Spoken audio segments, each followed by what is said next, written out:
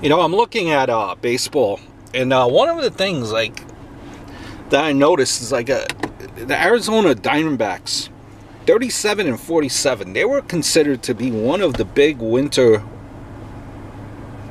you know, off-season winter moves that they were going places. Listen, my opinion. You can't win with just one or two aces and no pitching after that. You know, look at teams like Dodgers. Look at my Yankees right now. They're not close to winning, but we have no pitching. We maybe have one, let alone two.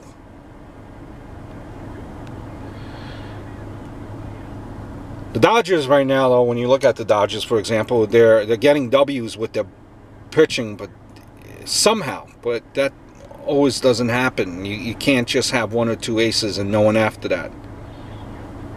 When you look at it at the time, the Greinke signing was good for the team because they needed a solid ace arm. However, $206 million wasn't worth it. He has pitched better as of late, but trying to repeat his 2015 season is a little much. Miller, who was a huge waste of a talent in 3 seasons of pitching. A pitcher in Atlanta with a 3.02 ERA looks good, but look at Atlanta. Tierhan, I believe, there as well, isn't nearly the threat he used to be. You guys, Diamondbacks giving away Dansby Swanson, who I think was, in a way, the boldest and the dumbest move possible for the team. 2016 has been, so far, you know, a large, huge letdown for your team. Don't get me wrong, Greinke is a good pitcher. But even, I think, a casual baseball fan fully realized that his 2015 season was a historical anomaly. That could not be nearly repeated. He'll be, what, 33 in a few months? The second half of his contract will certainly be an albatross for that team, as with a lot of these contracts are. But I guess you got to do what you got to do. Listen, if you're trading the #1 overall pick, you expect a substantial return immediately. It's nice for Arizona that Blair and Encarnate are not having good years either, but that's also hindsight, and they both had more value at the time of the trade.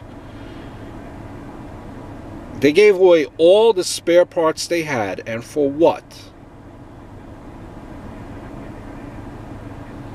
You know, Swanson is coming along, nicely, and I think he will be in the futures game. They mortgaged the future for a window that really didn't exist. Greinke right now has a 3.62 ERA. That's pretty high considering he had a 1.66 ERA last year.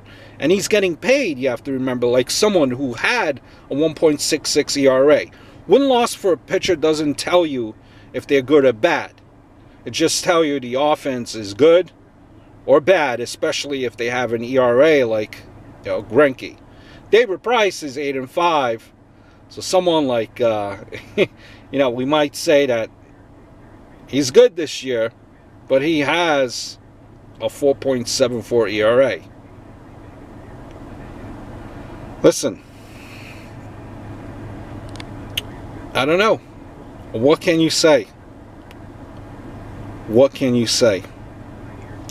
It's just been a huge disappointment. You know, when you look at teams that go on this massive spending spree, Padres were the last team to go on a spree, and they were sellers at the deadline. It's only right, you think, that Arizona would follow the trend. A part of it, too, with the Arizona Diamondbacks, Corbin, Ray, Bradley, I don't know. they're decent, I guess, but it's still not a legit, like, big time starting staff. But the bullpen as well, geez, they have very little consistency right now.